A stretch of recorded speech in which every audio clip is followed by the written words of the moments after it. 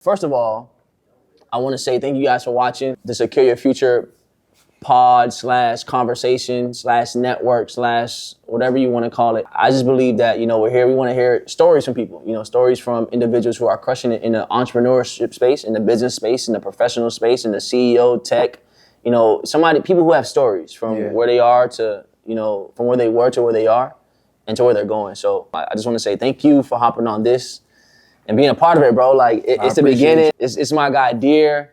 I've been watching him from afar through people that I know. We got connected just recently, and I just want to hear your story, bro, from where you were to where you are now. And I know you got, you're in your 20s, bro. Like, and you're crushing the game. So yeah, we're here, bro. That's it. So thank you for tuning in. Before we start, thank you for tuning in.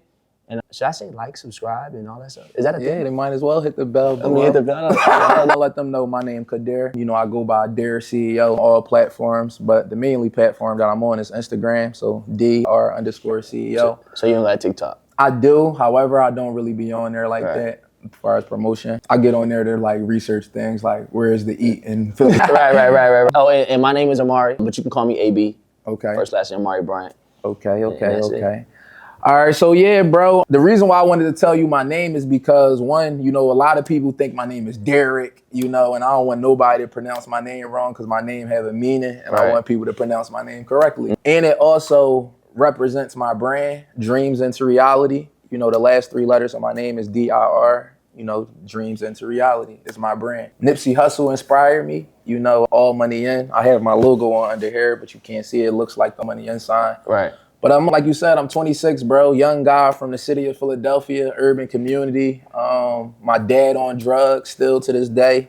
My mom left him at a young age because, he was doing drugs and things like that. But yeah, my mom had me at a young age herself. So how old was she when she had you? 19. My mom was 14. Yeah, wow. Crazy. Yeah, Similar story. Yeah, so my grandma is the one that raised me. She's no longer here. And then that's when, she got older and sick or whatever. So, that's when outside raised me at that point, And I just want to say, I am grateful for my upbringing as far as, like, I didn't come from an environment where I see drugs being sold in my household. I would say that my mom, my grandma, my uncle, which is my father figure in my life, definitely, made sure that I'm well-mannered and things like that as far as being respectful. However, the streets, I did fell victim to my environment. I played football pretty much all my life, from 8 all the way up to high school.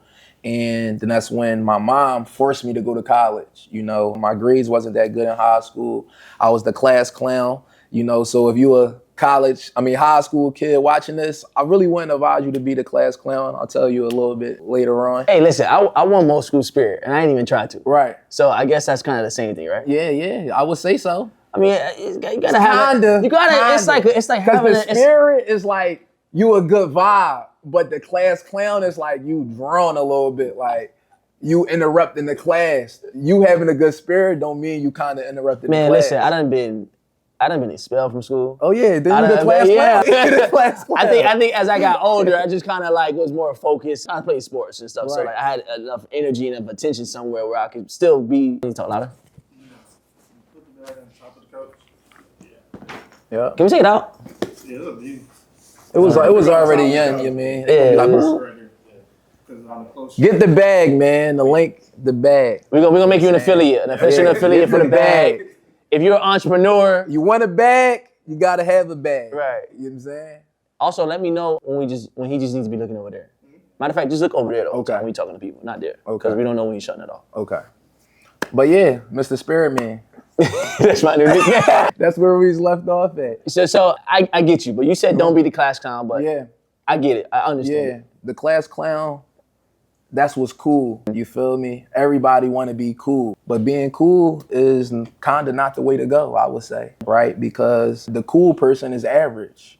Everybody want to go be cool when I rather do what's uncool to society. As far as educating yourself, the class clown is like you not doing the work, you been joking around, and it's like the people that's locked in, they are uncool.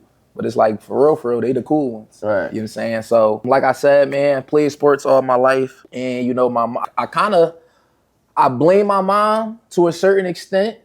And, not all the way because I love everything that happened in my life, the good and bad. That's another thing as far as like everybody that's watching this video. Whatever you're going through, it's like you gotta love the good and the bad.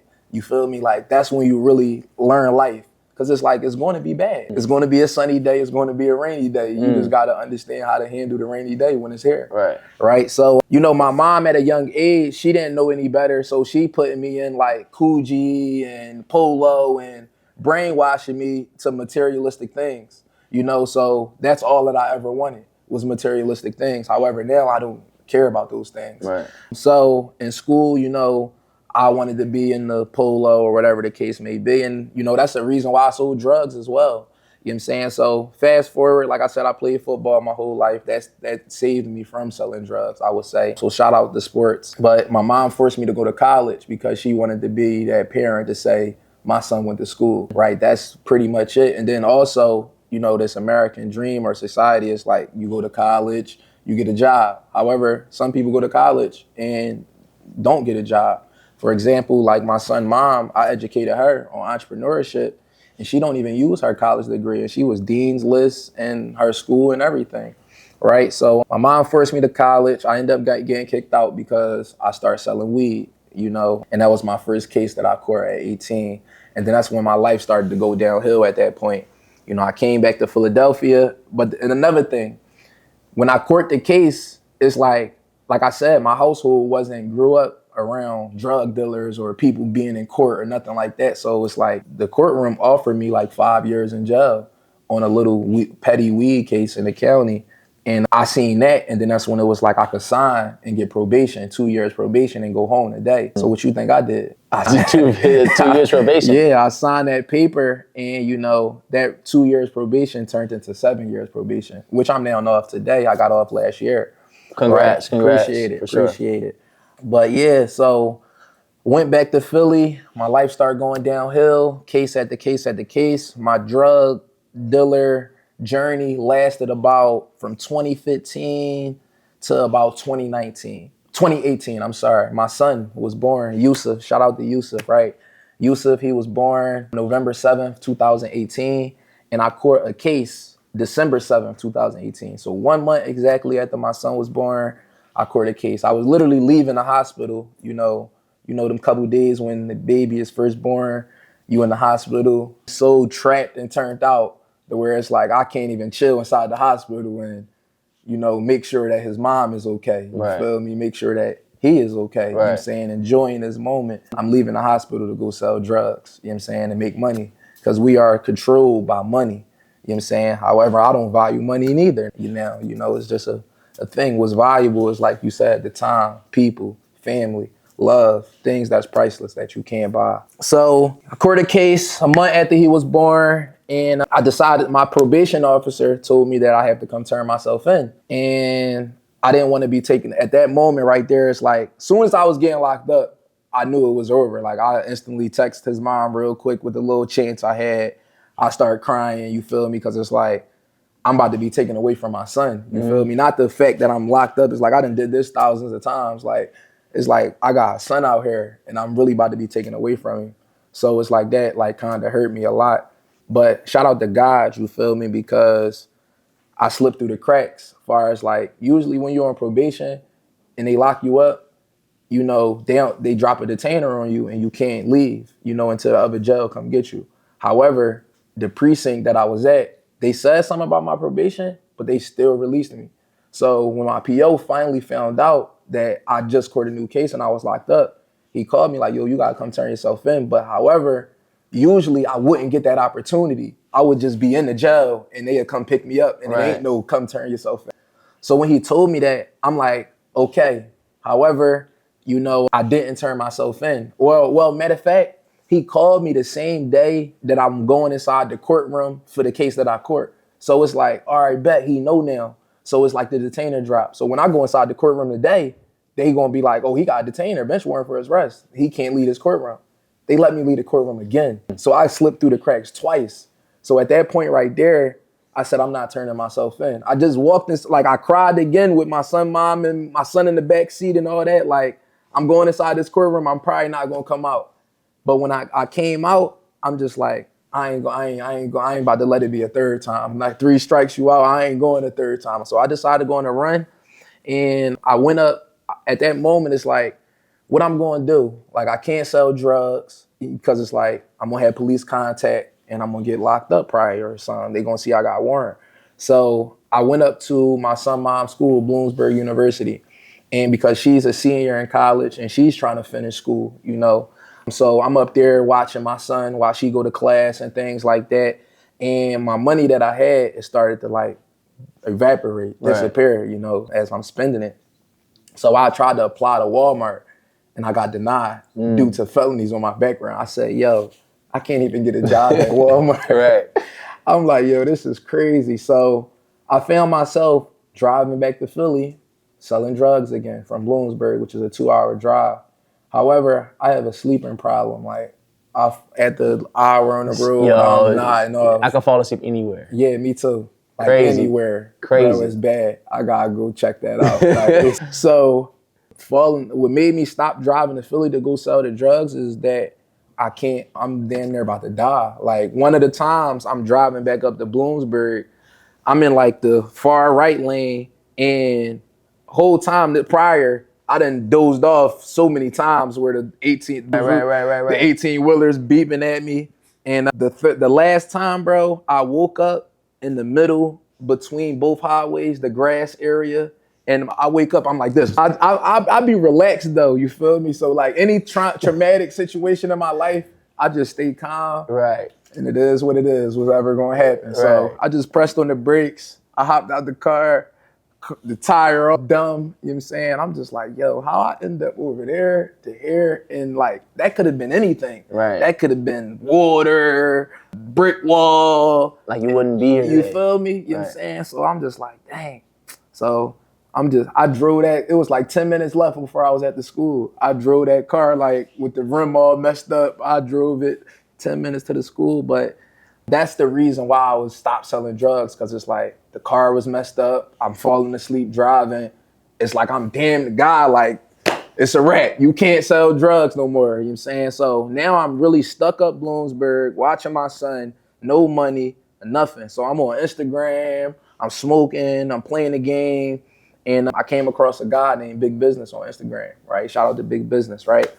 Big Business is a guy from Philadelphia. He does real estate. And he comes from the same walks of life that I come from, as far as, you know, being black, talking how I talk, used to sell drugs and things like that. So I'm like, oh, if he could do this, I could do it too, you know? And from that point on, I went down a rabbit hole. You know, my algorithm changed. I'm on YouTube now learning from other different entrepreneurs, Grant Cardone, Tony the Closer, Dan Lott, Gary V, Wallow, so forth and so on. And I read a book, Rich Dad, Poor Dad, you know, that changed my life. But in the midst of all this, you know, as my mind shifting, I'm now starting to realize that, okay, I could be doing X, Y, and Z. So the first thing that I started doing was wholesaling, because I realized that, okay, I could do this from my laptop. No money, no credit. You know what I'm saying? That's what they say on Instagram. No money, no credit, you can do the wholesaling. So I started off with the wholesaling, and it was a beautiful experience. The reason being is because I didn't make no money wholesaling. However, I like the fact that I'm learning something and I see progress. You know, they may say, okay, you know, sending out letters is a 10% conversion rate, you know, and then I sent out 250 letters and 2 people hit me back. I'm like, yo, that's crazy. You know what I'm saying? So I was in love with that, you feel me? And I just continue to keep on learning and learning. Like I said, wholesaling didn't make any money. And I just go off of my environment and what resources that I have. So even though the wholesaling wasn't making any money, I still was like thinking, what else could I do? My son's mom, her mother is a chef. You know, she still sells platters out of her house till today, right? So I knew that. So I'm like, a thought came to my head is that, okay, we in Bloomsburg University. These people want home cooked meals. You know, we all been in college. We tired of the food at college. You feel me? So I'm like, all right, bet. Your mom got the food. I'm like, yo, hit your mom up. See if she could get us some food. You up here. She got the BJ Sam's Club. She got the food up there. And, you know, we start selling platters, 2 for $8, you mean? And her friends start putting the flyers and spreading the word. And, you know, I'm like, bet we got some money coming in now. You Right, know, right, as an right. entrepreneur, it felt good that I thought of something. I put the pieces together and it's working. Progress. You know, progress.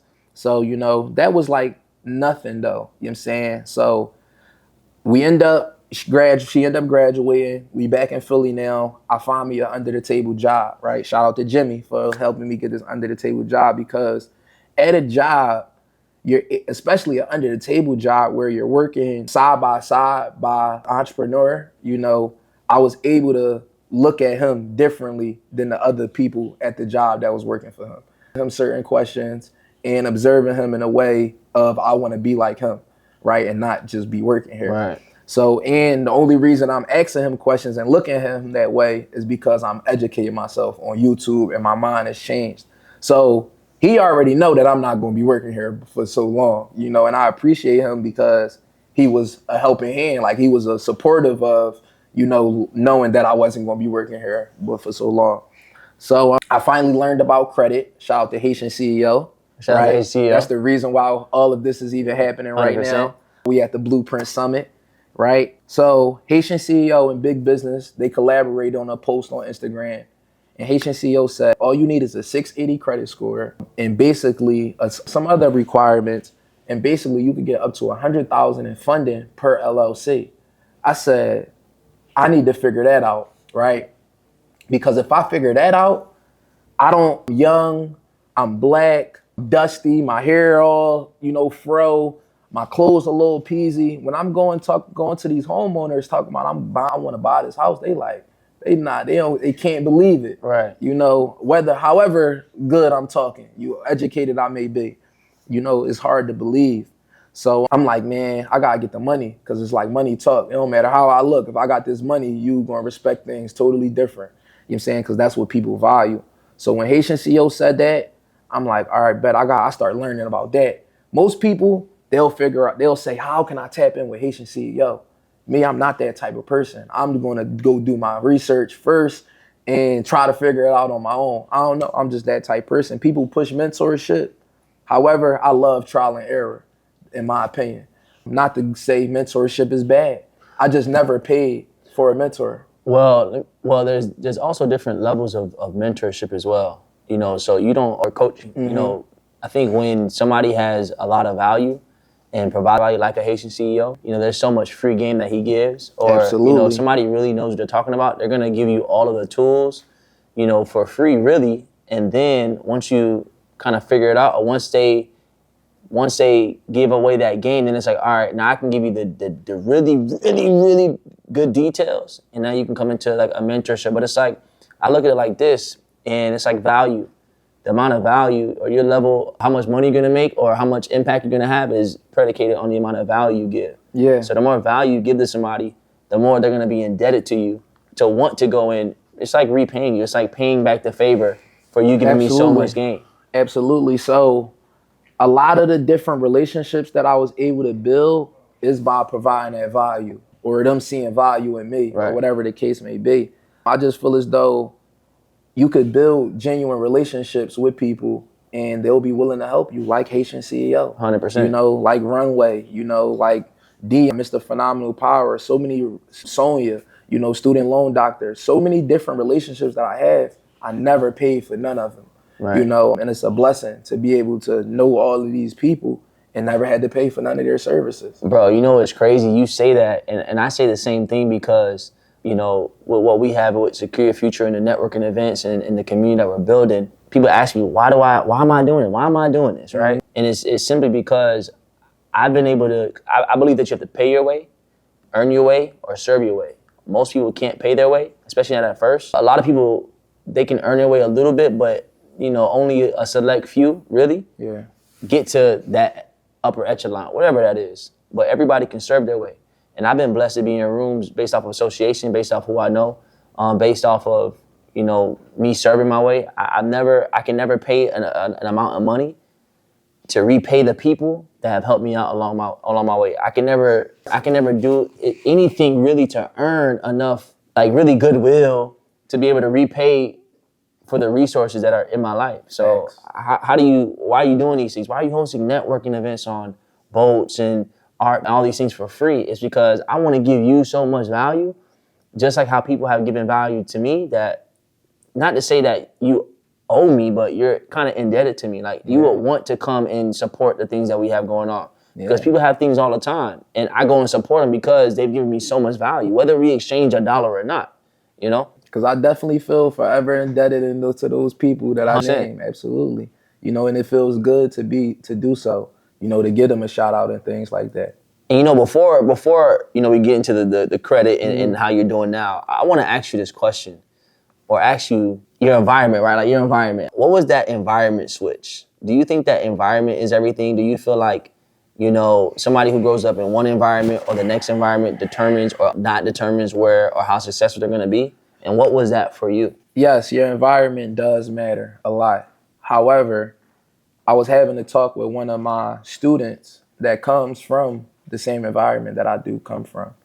And he was like saying that it's impossible for you to come from the environments that we come from to be able to. I'm just like, yo, how I ended up over there, the air, and like, that could have been anything. Right. That could have been water, a brick wall. Like you wouldn't be You feel me? You know what I'm saying? So I'm just like, dang. So I drove that, it was like 10 minutes left before I was at the school. I drove that car like with the rim all messed up. I drove it 10 minutes to the school, but that's the reason why I would stop selling drugs, because it's like the car was messed up. I'm falling asleep driving. It's like I'm damn the guy, like it's a wrap. You can't sell drugs no more. You know what I'm saying? So now I'm really stuck up Bloomsburg, watching my son, no money, nothing. So I'm on Instagram, I'm smoking, I'm playing the game, and I came across a guy named Big Business on Instagram, right? Shout out to Big Business, right? Big Business is a guy from Philadelphia. He does real estate, and he comes from the same walks of life that I come from, as far as, you know, being black, talking how I talk, used to sell drugs and things like that. So I'm like, oh, all right, if he could do this, I could do it too. You know, and from that point on, I went down a rabbit hole. You know, my algorithm changed. I'm on YouTube now learning from other different entrepreneurs, Grant Cardone, Tony the Closer, Dan Locke, Gary Vee, Wallow, so forth and so on. And I read a book, Rich Dad, Poor Dad, you know, that changed my life. But in the midst of all this, you know, as my mind shifting, I'm now starting to realize that, okay, I could be doing X, Y, and Z. So the first thing that I started doing was wholesaling, because I realized that, okay, I could do this from my laptop. No money, no credit. You know what I'm saying? That's what they say on Instagram. No money, no credit, you can do the wholesale. So I started off with the wholesaling, and it was a beautiful experience. The reason being is because I didn't make no money wholesaling. However, I like the fact that I'm learning something and I see progress. You know, they might say, okay, you know, sending out letters is a 10% conversion rate, you know, and then I sent out 250 letters and 2 people hit me back. I'm like, yo, that's crazy. You know what I'm saying? So I was in love with that, you feel me? And I just continue to keep on learning and learning. Like I said, wholesaling didn't make any money. And coach, you know, I think when somebody has a lot of value and provides a lot of value, like a Haitian CEO, you know, there's so much free game that he gives. Or, you know, if somebody really knows what they're talking about, they're going to give you all of the tools, you know, for free, really. And then once you kind of figure it out, or once they give away that game, then it's like, all right, now I can give you the really, really, really good details, and now you can come into like a mentorship. But it's like, I look at it like this, and it's like value. The amount of value, or your level, how much money you're gonna make, or how much impact you're gonna have, is predicated on the amount of value you give. Yeah. So the more value you give to somebody, the more they're gonna be indebted to you to want to go in. It's like repaying you. It's like paying back the favor for you giving me so much game. Absolutely. So a lot of the different relationships that I was able to build is by providing that value, or them seeing value in me, right? Whatever the case may be. I just feel as though you could build genuine relationships with people and they'll be willing to help you, like Haitian CEO. 100%. You know, like Runway, you know, like Dion, Mr. Phenomenal Power, so many, Sonia, you know, student loan doctor, so many different relationships that I had. I never paid for none of them, right? You know, and it's a blessing to be able to know all of these people and never had to pay for none of their services. Bro, you know what's crazy? You say that, and I say the same thing, because you know, with what we have with Secure Your Future and the networking events and the community that we're building, people ask me, why am I doing it? Why am I doing this, right? And it's simply because I've been able to, I believe that you have to pay your way, earn your way, or serve your way. Most people can't pay their way, especially not at first. A lot of people, they can earn their way a little bit, but you know, only a select few really get to that upper echelon, whatever that is. But everybody can serve their way. And I've been blessed to be in rooms based off of association, based off of who I know, based off of, you know, me serving my way. I can never pay an amount of money to repay the people that have helped me out on my way. I can never do anything really to earn enough, like really goodwill to be able to repay for the resources that are in my life. So why are you doing these things? Why are you hosting networking events on boats and art and all these things for free? It's because I want to give you so much value, just like how people have given value to me, that not to say that you owe me, but you're kind of indebted to me. Like you will want to come and support the things that we have going on. Because people have things all the time, and I go and support them because they've given me so much value, whether we exchange $1 or not, you know? Because I definitely feel forever indebted to those people that I 100%. just named. Absolutely. You know, and it feels good to do so, you know, to give them a shout out and things like that. And you know, before you know, we get into the credit and how you're doing now, I want to ask you this question, or ask you your environment, right? Like your environment. What was that environment switch? Do you think that environment is everything? Do you feel like, you know, somebody who grows up in one environment or the next environment determines or not determines where or how successful they're going to be? And what was that for you? Yes, your environment does matter a lot. However, I was having a talk with one of my students that comes from the same environment that I do come from.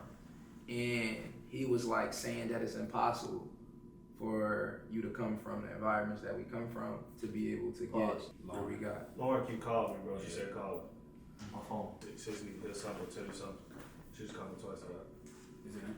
Yeah, I think so. Well, you just called me 3 times and I answered 3 times. Like I was saying, my mentee, he feel as though that it's impossible to become successful coming from the environments that we come from, as far as the hood, the trenches, urban community, whatever you want to call it, the inner cities of America, right? And is it a slimmer chance? Absolutely.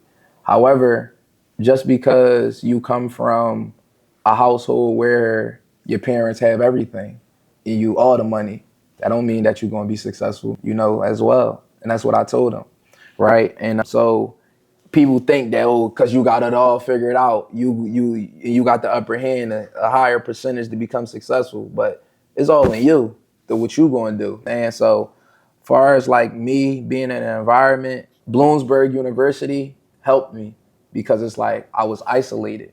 All the people that was living in that house, as far as her and her friends, they was in school all day. It's just me and my son and YouTube. You know what I'm saying? I don't got friends and things like that. So I isolated myself from friends, from family. Even right now, I'm on a journey where I remove myself from my group chats because my friends talk about nothing that matters to me. You know, it feels good to talk to them sometimes. You know, I call your phone personally, one-on-one, each one individual one of y'all. But being in the chat all day, I understand it helps them get through work. You know, they may be working all day and they want to talk to each other all day to get through their day. However, I don't want to talk about girls. I don't want to talk about basketball or whatever is the trending thing that's going on right now. There's no point of it, in my opinion. So environment is definitely key, and that's what definitely helped me out. And they say there's a saying that you have to remove yourself from your environment because the people who know you, whenever we're trying to do something great, do something different. The people that know us for what we've been doing for our whole lives. Yeah. So when you're trying to do something great or when you're trying to do something different, they know us for us. So they don't believe that we're trying to become this person who we see ourselves becoming. Even though we can be becoming that, it's so much backtrack history. Like it's so much back testing of history. They don't believe it till they see it. Right. And then so you remove yourself from the environment. Isolation could be something, put yourself in different rooms, go and do different things. And then they start to see it over a period of time. And because they know you because they know how determined you are or whatever, and whatever else you are doing, if you do it for long enough, they're gonna say, oh, they're gonna start taking a look at it now. Yeah. And then so you go and get that knowledge in that environment, and then because they see you in the site, then you can come back and give them the game if they want it because they see the credibility behind it. And I think that's one of the things for everybody that we have to understand is that the people that we know, people that we grew up with, we're not to party with, play ball with, play sports with, talk about girls with, all of those things are normal in their eyes. They don't see you for something different because you're not doing anything different. But if you remove yourself from an environment long enough, you're gonna be like, yo, what's DIR up to? Let me, oh, he's in this room? How do you get next to this person? Right. How do you speak on this stage? Yeah. How is this person following him now? That's crazy though, that it's crazy that it's like that. Yeah. You get what I'm saying? It's familiarity.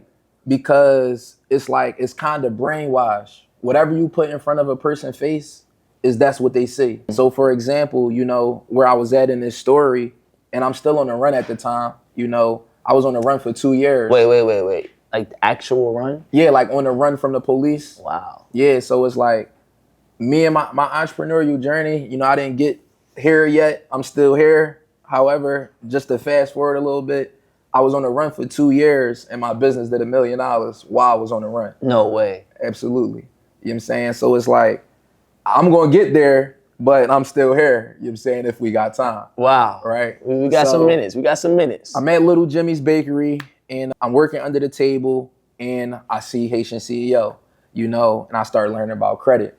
So my credit is messed up from being kicked out of school and things like that. So when I finally checked my credit, I got collections from student loans and things like that. On the other side of things, it's always good to have a partner or a friend. You know, you better as a team, you know. So shout out to my son, mom, because I was able to, you know, lead her in the right direction and she was able to want to be led as well. You know, it wasn't nothing forceful. So, you know, I was able to utilize her credit to build it, because there's 3 phases to credit. You got the repair stage, you got the building stage, and then you got the leveraging stage.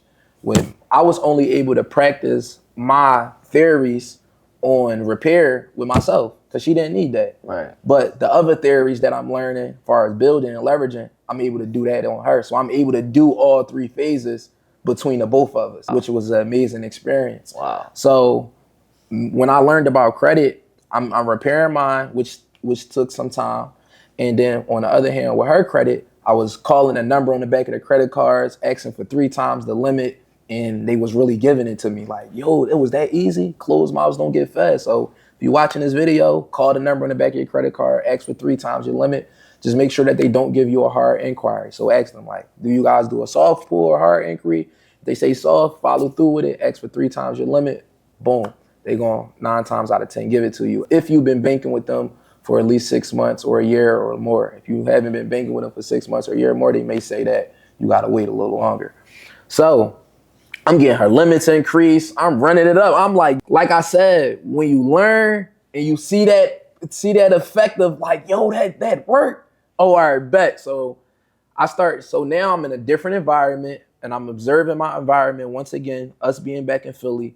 What can I do with this credit to make money? So I'm always focused on need-based businesses. Wholesaling, I didn't make no money doing it, but that was needed. Housing. Food, made a little bit of money, that's needed. We gotta eat. The next thing that I did was cars.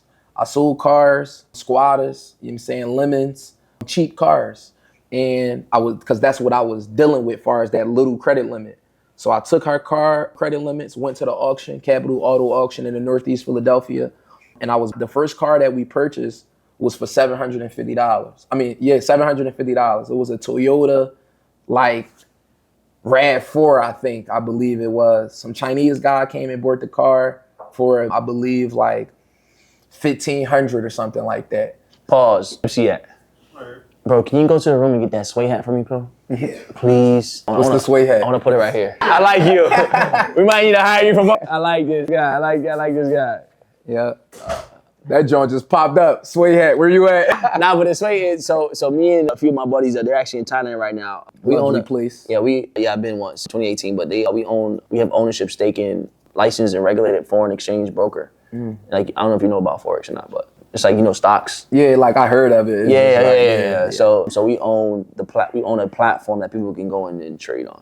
Like the Robin Hood, the coin. Yeah, but like you got your own jump. Yeah, but it's crypto, so it's $22 billion that floats in that, a liquid that floats in that market. You Right. know? Sorry, 7 trillion. The stock market is about 22 billion a day. And that's what, simple as that. They're in China right now at a big conference, we just launched SYF funding, so it's a whole bunch of stuff. Yeah, I love Asia. Yeah, me too.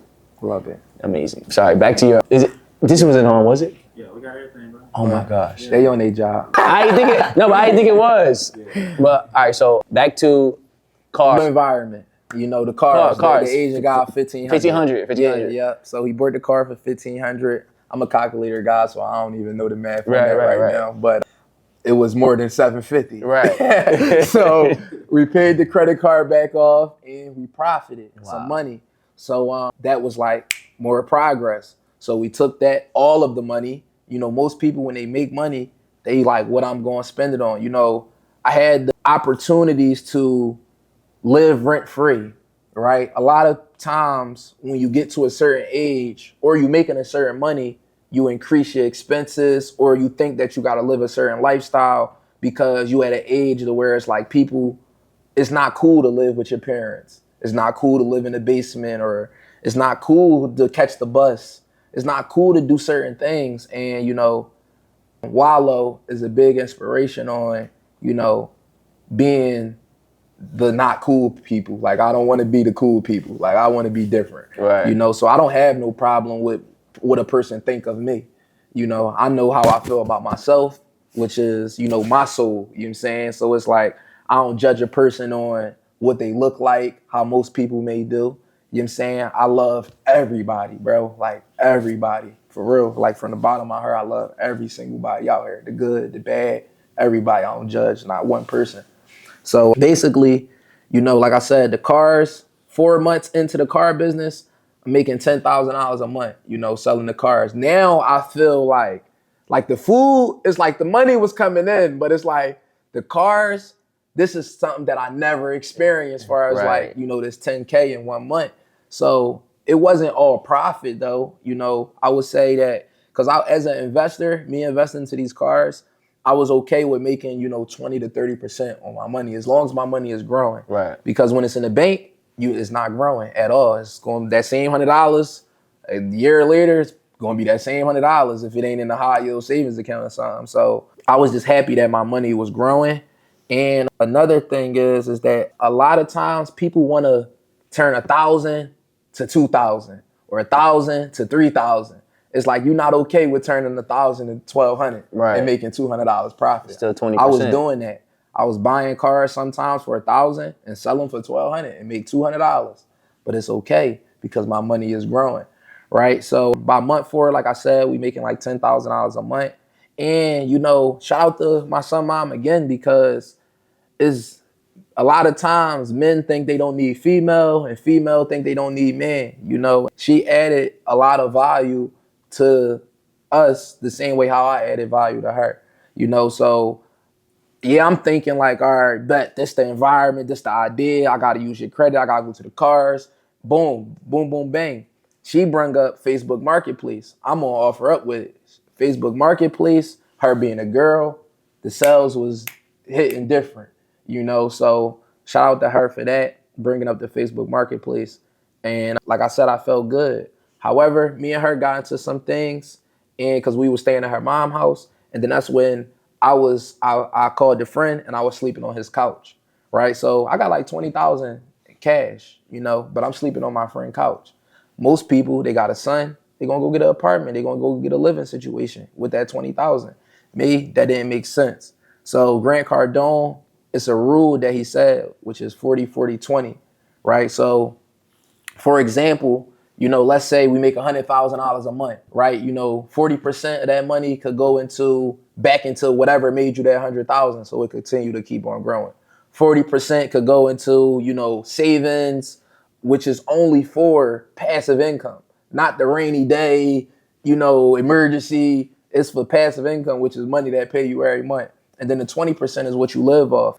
The thing is though that the average American, let's say, make $5K a month, right? $5K divided by 5, you got $1,000. Now the average rent is probably like, you know, 2,000. So it's like already you not making enough to live. So that's why people live paycheck to paycheck to paycheck, because they're not willing to make the sacrifice of lowering your expenses when it comes to food, transportation, and shelter, which is our most expensive expenses.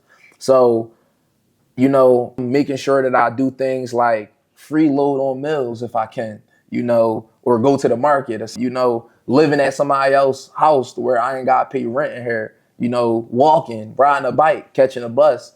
Like I said, I'm on the run at the time still. So it's like these cars that I'm selling, I'm not even driving them, you know, at all. People like, yo, he's selling all these cars on Instagram. Why he on the bus? People wondering why I'm on the bus, but I can't tell people I'm on the run. Right. You know what I'm saying? But I'm on the bus because I don't want to get pulled over and my license get ran or nothing. I'm like paranoid. Like if I'm in the car with you, I'm like, bro, make sure you stop at the stop sign. Like, make sure you turn your turn signal. When people annoy with me, like I damn near don't even want to be in the car with certain people or in the car at all because of these reasons. You know, it's definitely traumatic situation. So so after the car, not after, but like during this car situation, did this eventually get to your credit, your credit? So I'm getting into that right now. So after the cars came Airbnb because now we got more money, the credit limit's getting increased and things like that. So now it's like, I told my son mom to go,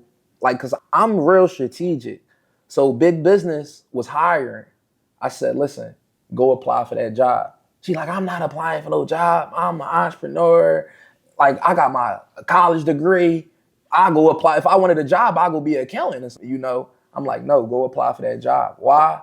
It's because now it's a possibility. It's just a chance that we could become friends with big business just because you working there. We knowledgeable. You know what I'm saying? So it's like, and you speak Spanish. They need you down there in the real estate world. They don't got nobody like you down there. So she go down there with her college credentials. Ain't nobody with your credentials applying for that job for that man. Right. People in the hood on Instagram trying to get their job with him. Not nobody like you. She went down there, got the job, built a relationship with big business. Everything happened the way that I expected to happen. So, you know, build a relationship with big business and things like that. So now we got him on the team as far as like a resource and a relationship and things like that. But like I said, we jumped into Airbnb because she took a class from a girl named Alexa Wright in Atlanta. And then that's when we jumped into the Airbnb game. However, it didn't really make no much money in that. She make money in that today. You know what I'm saying? So shout out to Pretty in Pink Places. You know, I'm here in Philadelphia. You know, you can search up the Instagram Pretty in Pink Places, but it costs like $450 a night, theme unit. Girls come in there, take photo shoots. You know what I'm saying? $750 on the weekend. That's like a 4-season price. Right. But they paying it and it's fully booked. Where she's probably making like, I would say, anywhere between like 5 to 10K profit a month, you know, off of a unit that's in North Philadelphia, which is the hood, you know what I'm saying? Which is crazy to me. But like I said, Airbnb didn't make no money. And then at the time where we started Airbnb, my student loans came off, right? Because a lot of times people on Instagram at the time that I was learning, you know, people was talking about letters. You know, you write a dispute letter, you take it to the post office, you send it to the credit bureaus, you wait and you get your results. So I was doing that. However, it wasn't working. So, you know, I was during my YouTube run, I found a guy named Stephen Lau. Stephen Lau, his name on Instagram is @credit. Like, how do he got the name Credit on Instagram? Like, it's crazy. So him and Ty Lopez had a selling, like, we got to be patient because this video that I'm watching on YouTube with Ty Lopez and the bull Stephen Lau, they're marketing to you. They're selling you. They're not giving you no game. However, I'm just sitting there just being patient, watching it. I don't got nothing else to do, you know. I'm just waiting for that one gem. And they finally dropped it like hours into the video. And they were saying like the CFPB, the Consumer Financial Protection Bureau, right? Which is basically a government-based website that's here to protect you from financial institutes, right? So once he said, you're gonna need this if you're gonna, you know, have to repair your credit or remove items. I said, boop, boop, boop. Research, right? Look that up. So I start, instead of me sending letters to the post office, I'm now sending letters through the CFPB. And I'm seeing a little results, but not exactly what I need to be done. So a lot of people, they scared to ask questions. For example, I'm on my way to the manager earlier with my uncle. We ride past the construction site. They got the block blocked off. We try and find parking. The construction boy like, bro, can we park in here? And he like, yeah. We move the cone. They move the cone for us and let us park on the block. My uncle like, dang, bro, you just asked the question. He was inspired by that. I'm like, bro, you just got to ask sometimes. Like, right, you know? yes. And asking you shall receive. Yeah, so that's what happened. I called the credit bureaus and I was like, listen, I did this, I did that. I called the creditors, I sent in letters, everything that y'all telling me to do, I did. Is there anything else I could do? So she said a police report. Mind you, I'm on a run still, you know? So I'm like, in my head, I'm like, I can't do that. I don't want nothing to do with police. So I'm like, is there anything else I could do? She said the FTC report, FTC affidavit. I said, what's that? So she like this. It's like a police report. It's just, you know, an affidavit with the FTC. I said, well, what's the website? Boom. She gave me the information. Me already being knowledgeable when I went to the FTC. Like if you knowledgeable about credit or know how to do credit repair, when you go on the CFEB and when you go on the FTC affidavit, it all makes sense. Like from the rip. So it's like, so when I went on the FTC, I'm like, this makes sense. Boop, boop, boop. I already know what to click. The average person, they may not know what to do on the FTC website. But my creativity, I don't even know how to say that word. Your creativity, you had it? No, creativity-ness. I don't know. Your creativeness. Creativeness. We don't get paid to be English teachers. I'm not getting paid for that. You know what I'm saying? But I do want to speak better, you know. I keep saying however, because I used to say but. You know what I'm saying? So I definitely, even you know what I'm saying? Right. Yeah. Like, I want to be better, you know, so. You want to articulate better. Yes. It makes sense. So the FTC, I used the FTC affidavit and I replaced that. I can put this on? Yeah, you can put it on. Man, hide the waves a little bit. Sway. You mean? Shout out to the newest Sway affiliate. Shout out to the newest Sway affiliate. We gonna put you on. We got you. We got Say you. no more, but yeah though. So we don't want. We just don't want to mess with the waves. Okay. But you can keep it on though. Okay. Or maybe I should wear it. It's here. Y'all see it. I see it. Good. You see it. There you go. So FTC affidavit. We got time. We gotta wrap it up. You think I should change for that thing tonight? Put on some jeans and my shirt. If I had more information, I would have a real. Take on that. I really had a white suit on, and I was like, "Niggas not." It's planned. Yeah. So we going to an event tonight, and it's like we trying to get. This is. I can go on for hours. 5 more minutes. No, you got 10. No, All right, bet. Too, even if you had to do something, he could keep telling his story because we got straight on him telling his story. Yeah. Nah, we gotta make it real. Yeah. The energy is different. I need my man. I can't be talking to the ghost. Right. Over here talking to chat GBT. Hey, we might just keep all this in the episode. You never know. No, facts. Right. So we got about 10, 12 minutes for sure. So basically, 10 minutes. like I said, the FTC affidavit, right? I used my creativity and I said, let me replace the letter with the FTC affidavit. So instead of using letters anymore, I used the FTC affidavit. And then that's when, instead of using the post office, I used the CFEB. So I sent the FTC affidavit through the CFEB, and in 4 days, my credit was clean. No way. Clean, bro. So it's like government agency to government agency pretty much. So now it's like, as you fighting for yourself, it's like you your own lawyer or a public defender. Right. But you got top-notch lawyers on your team now. Once you go through government agency to government agency, it was like so fast. So at that point right there, I'm like, yo, it was like magic to me. So my son, mom, ladies again. You know, ladies got some superpowers. Oh, you know for sure. So she like, you got to start the credit repair business. However, me, I'm a person of like perfection to a certain extent. Like, I'm like, I don't feel comfortable starting this credit repair business because I only did it on me. I got to do it on somebody else to make sure that this is really what it is. But she was like, and I still feel that way. However, everything happened for a reason. She was like nagging me. And it's like, all right, bet. I started it.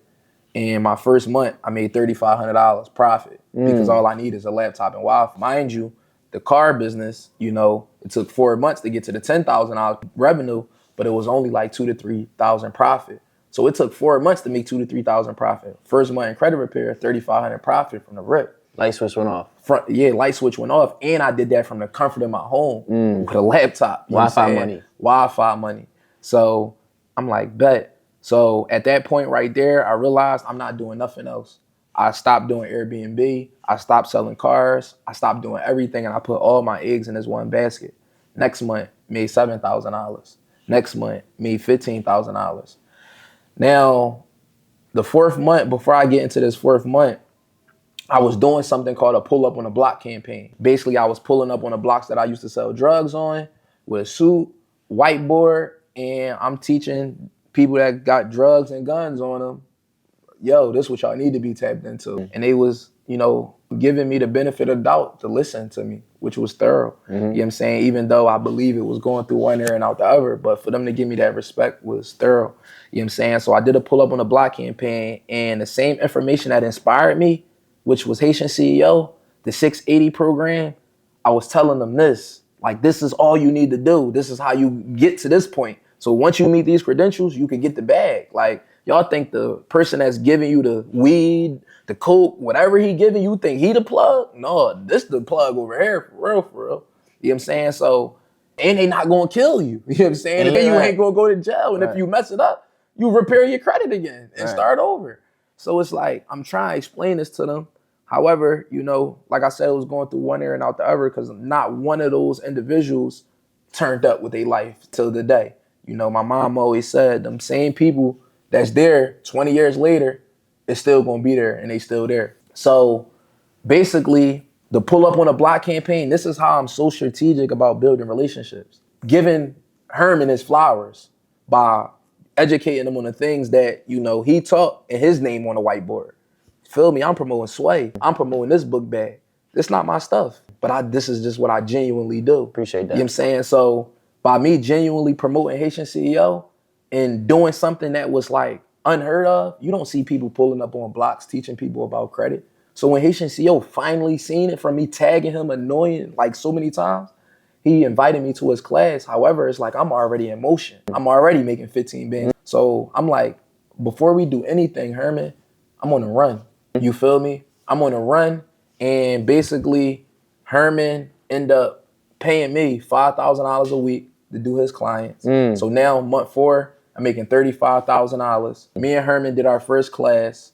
You know what I'm saying? We did 100,000. I made 50,000. He made 50,000. And the rest was history at that point. And to wrap all this, that was all while I was on the run, and I made a lot of money, and I moved to Atlanta, and I started spending $40,000 a month on living, and stopped doing the things that got me to where where I'm at.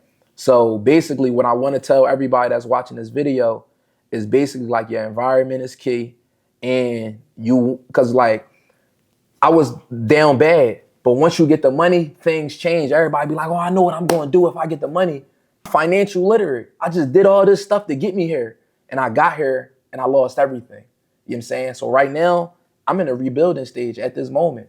You feel me? I was making $30,000 to $100,000 a month. It's like right now at this moment, I probably make $10,000 to $15,000 a month. You know what I'm saying? Moved to Houston to lower my expenses. You know what I'm saying? So I ran up $1 million and went broke. You feel me? Got my cars and everything. They got repoed. You know what I'm saying? Like, it's a lot more I want to tell y'all, but we ain't got time. You know what I'm saying? So, but follow me, and maybe we do a part 2. We're going to do a part 2. And what I would say is that, this is probably just a lesson, because at the end of the day, you gain this knowledge and you gain this information and you implement it. So now you're going through this thing. It's like, if you can do it once, you can do it again. Yeah. But now, like I tell people, it's like, it's all about a story. There's people who've done the same thing that you're doing, ran it up, and now they got to rebuild because you have the information. Now it's a story to tell, and you can do it. So. And people scared to tell their story. You scared to say that you broke. You scared to say where you at. You try and hide yourself. When people relate to you being you, where you at right now? So, last thing, if you can go back 10 years from today, what would you tell yourself right in the camera? Well, 10 years from today, I'm 26, so I'll be 16. What would I tell myself? The way these 16-year-olds, some entrepreneurs, start an online business, I guess, Right. You mean? But all jokes aside, though, like, I know, being a kid is cool and everything like that, but respect your parents, you know what I'm saying? Educate yourself, and, don't think everything is a game, you know, because everything ain't a game. I teach my son that now at 5. You know what I'm saying? So, yeah. Appreciate you, bro. Looking forward to connecting. Let's go to this networking event. We gotta go.